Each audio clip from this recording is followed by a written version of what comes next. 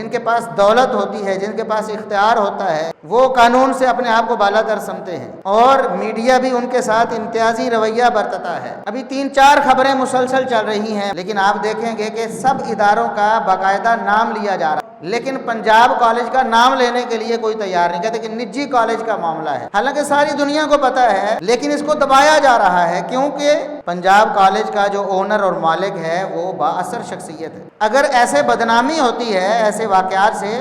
तो वो तो पंजाब यूनिवर्सिटी की भी हो रही है, दूसरी यूनिवर्सिटी की भी हो रही है, उसका तो नाम लेते हो बार बार मुंह फाड़ फाड़ के, लेकिन पंजाब कॉलेज का जुबान पे नाम आने से आप डरते हो, कहते हो बार बार कि निजी कॉलेज में ये वाक़या रूनुमा हो। हम ये नहीं कहते कि अगर कोई प्राइवेट कॉलेज है या उसका कोई मालिक वो बड़ा मालदार है